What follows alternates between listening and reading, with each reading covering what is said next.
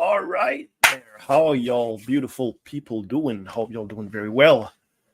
So I wanted to come in today and talk about address an issue that I've been talking about for a little while now, and regarding divorce, remarriage. It has a lot to do with adultery and the whole spectrum of things. And I've been shouting on the rooftops lately that there needs to be reform in the Torah communities, or the Hebrew Israelite communities, about the teachings on divorce and remarriage. And not only that, I mean, we are off in the understanding of what is adultery. We're off on the understanding of what actually constitute marriages. And as we go forward, we're going to talk about this, not today necessarily all subject, but I wanted to address one particular subject this morning, which is divorce and remarriage. So I was listening to one of Pete Rambo's video, which the man, he's very knowledgeable. He knows a lot, and I do respect him a lot. But there are some things that are way off when it comes to this teaching on divorce and remarriage, because I believe that we've been so far taken away from our heritage, and that we've been so modernized that we have a hard time understanding what the word is actually saying in the will of the Father. So let's jump right into it, and I'm going to show you here what is being said and what needs to be addressed and why I'm saying that we need reform. All right, let's go. Let's hit it. All right, so Pete, he's going to be talking about what is justifiable divorce. What is a reason for divorce? He possesses her. He owns her. She belongs to him, his property. So when a man has a woman that belongs to him, and then she finds no favor in his eyes because he found some indecency in her. The indecency is generally understood to be something of a sexual nature. For some reason, she is unfaithful, and there's something here that gives him enough reason to say, don't want her in my house, okay? We'll come back to this indecency issue because this is a place that things get hung up, and the rabbis expanded this so that a man could divorce for any reason, and that was, or could send away. Okay, we'll look at Matthew 19 in just a minute. Okay, so far so good, right? So Pete, he acknowledges that the reason and the purpose for divorce, according to Deuteronomy 24, verse 1, was when a woman, the man, he found some uncleanness in her. So this is if the woman was being unfaithful to her husband. That was the purpose for divorce. So verse 24, right? Chapter 24, if we read,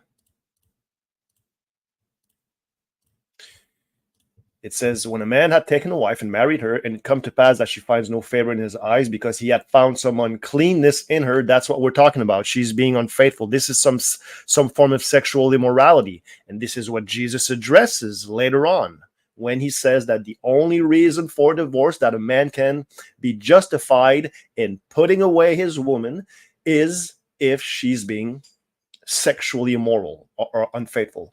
So what happens in this case when she is unfaithful? Then the Torah, the law says, then let him write her a bill of divorcement and give it in her hand and send her out of his house. So this is the only time, the only context in which a man is justified for divorce. All right, we get this so far. And this is what Pete was addressing here, right? He acknowledges that. But see, we're going to jump into, he said he was going to address Matthew, and we're going to jump into that, and now listen to what he is saying. All right, let's do this here. Let's do this like that. I'm going to forward here to this part here and listen what he's saying. This is really important, folks. Is if she's committing adultery, or if she's dilly-dallying around, if she's out screwing around, messing with the pool boy or whatever, at that point, it's not unloving to not release her and simply force her out as a prostitute. So what Pete is saying here now, and this is important, we got to pay attention. He's saying that if the woman is committing adultery, if she's sleeping around, then to not give her a bill of divorce. He's saying put her out, send her away, but don't give her a bill of divorce. See, that goes against Torah. See, and this is why we need reform. Look, we're going to read it again. We're going to back to Deuteronomy 24 and see what the law says. This is so important. When a man had taken a wife and married her, and it comes to pass that she finds no favor in his eyes, because he had found some uncleanness in her, she's sleeping around, she's being unfaithful, then this is what the law says. Let him write her a bill of divorcement and give it in her hand and send her out of his house. Let's go back to what Pete is saying. Let's listen to it again.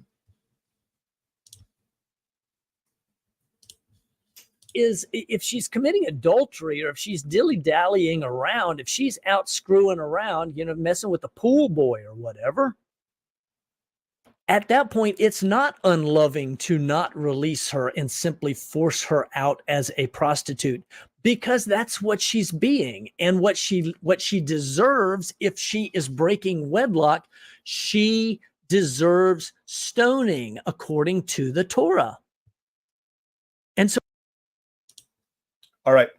So this is another thing we have to address, right? So now we see the kind of double talk, right? So at first, and this is why we need reform, because we're all over the place. We're not line upon line, precept upon precept. We're saying one thing at one point, and we're saying another thing at another point. Why? Because we do not listen. We do not comprehend what the words are saying, what Jesus is saying, what the apostles are saying, and we don't even fully comprehend what the law, what the Torah is saying. That's why we're all over the place, because we had Pete, brother, he was saying at one point at the beginning, he was saying, look, Deuteronomy 24, it says that when a man finds uncleanness in her, which is generally known to be unfaithfulness, then that's when you give her a bill of divorce and you send her out of his house.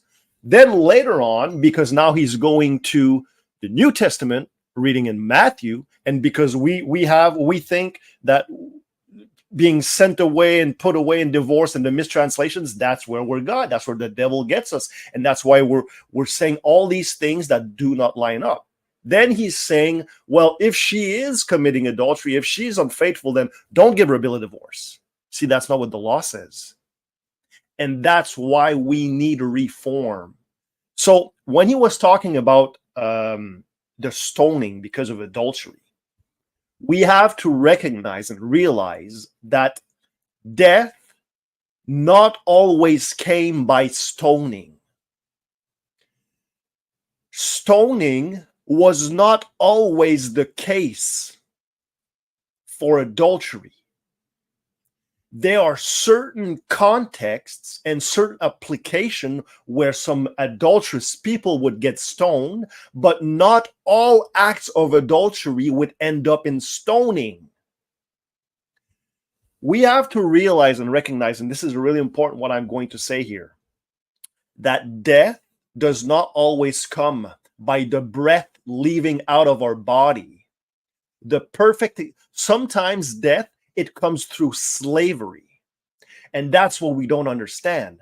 Slavery was a mean when somebody's status would be lowered or would be taken away from him, where his dignity, his honor would be taken away from them. And as such, they would become slaves.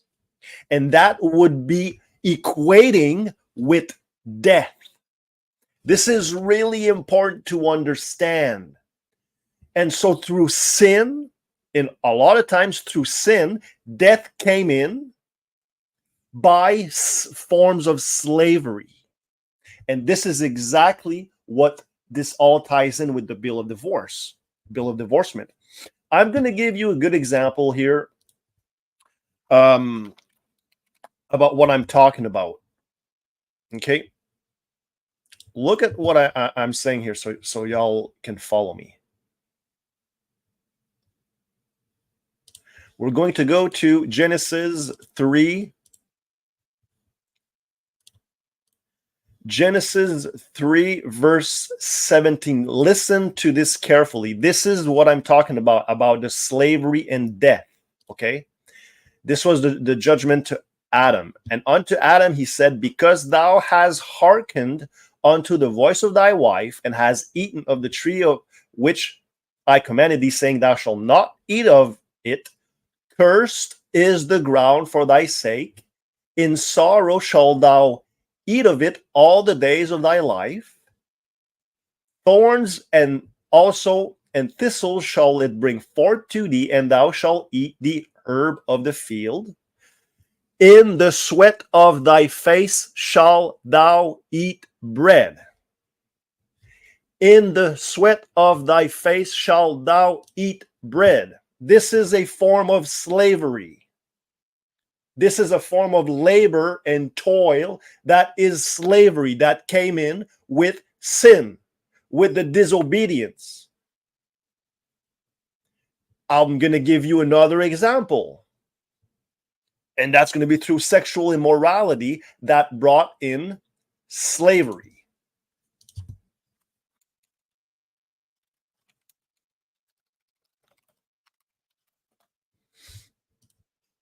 Y'all bear with me for just a sec.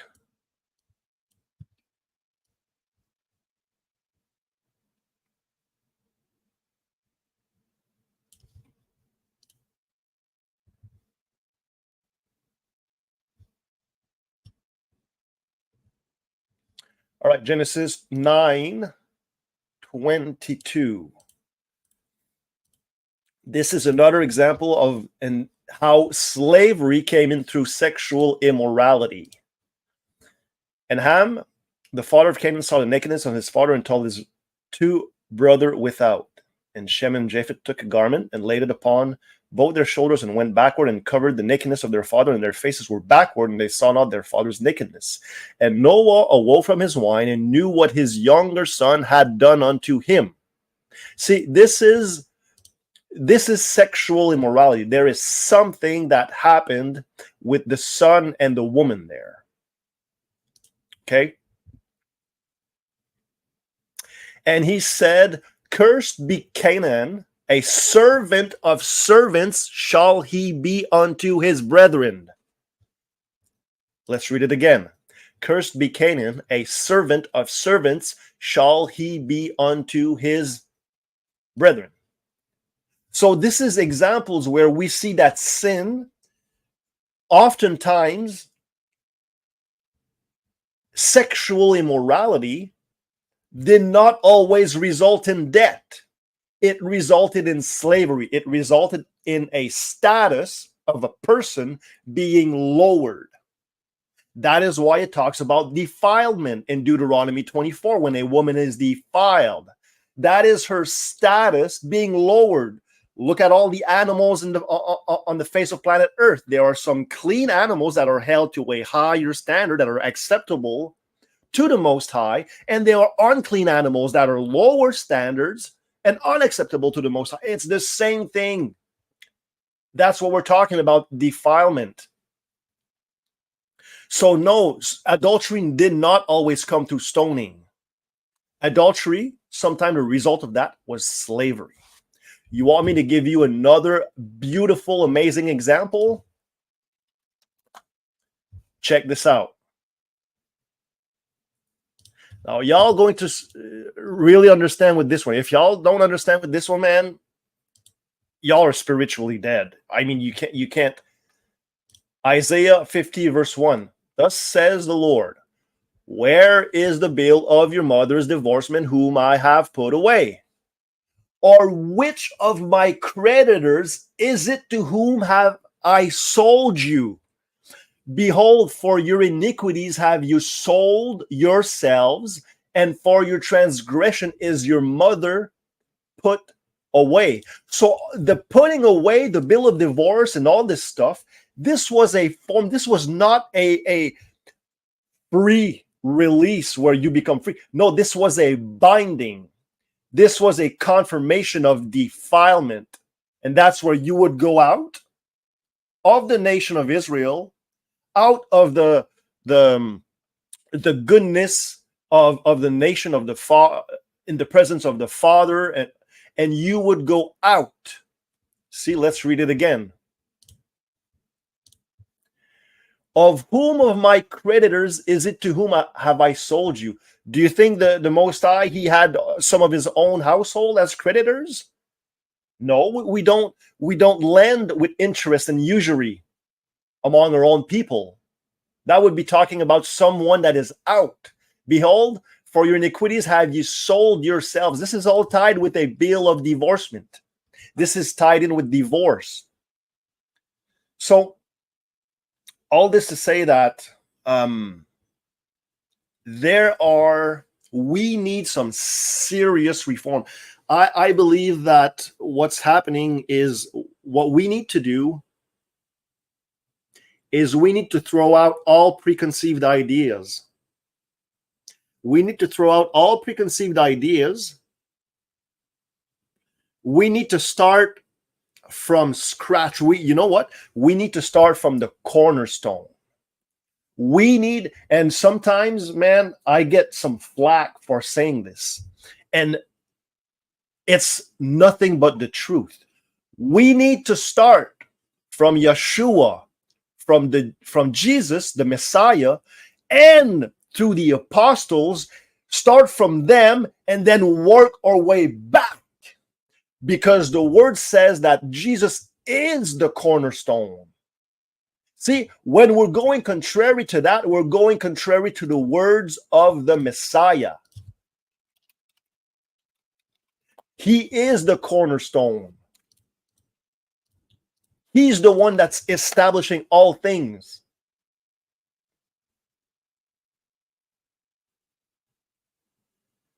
All right, Ephesians.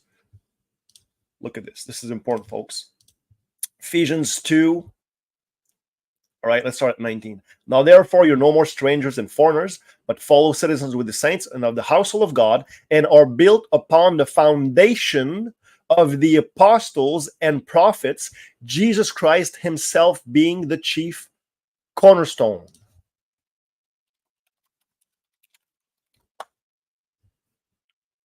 Romans 3:31. What is the apostle saying? Do we then make void the law through faith? God forbid. Yea, we establish the law. It is the prophets that establish the law. They're the ones that are showing us and teaching us how to do these things. And so what we're doing, see, this is the problem. When we're going into Matthew 19, and this is so important, man. We need to realize this. This is like how the devil is all up in us. That is why we need reform. All right.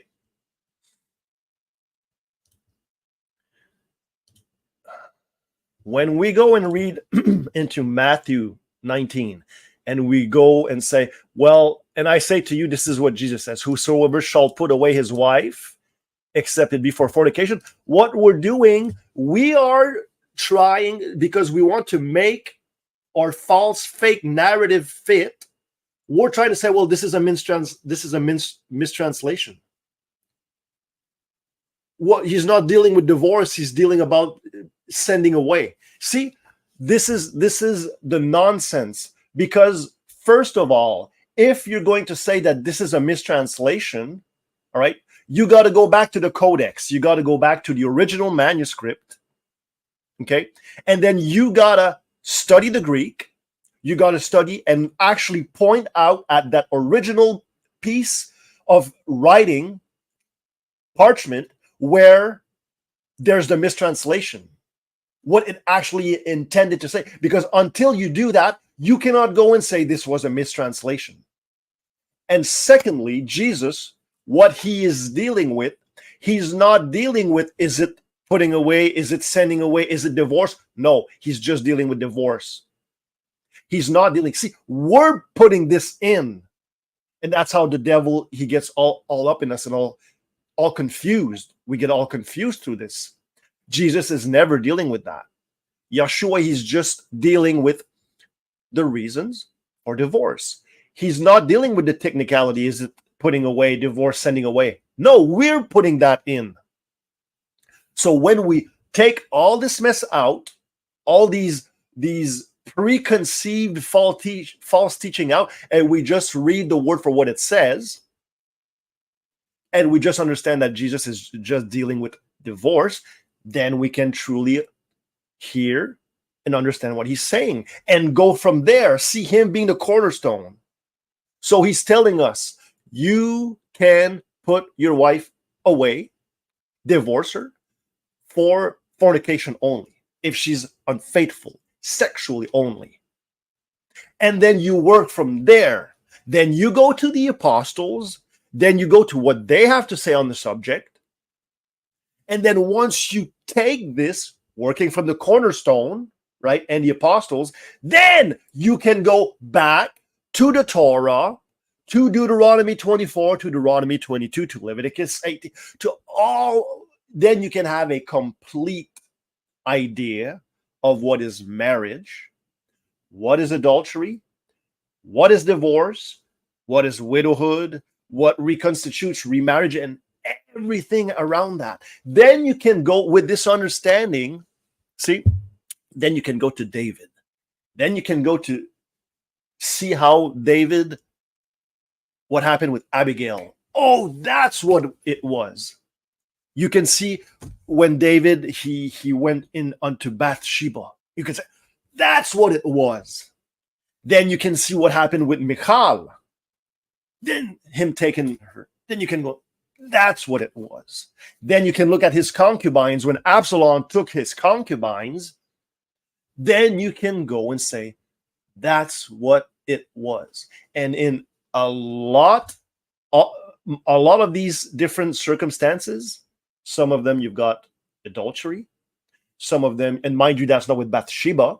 Bathsheba was not adultery, but yet, in order to come to this understanding, you're going to have to go from the cornerstone and then work your way back. So you can see through all of these situations with David, there was adultery, there was proper marriage, marrying a virgin, there was widowhood.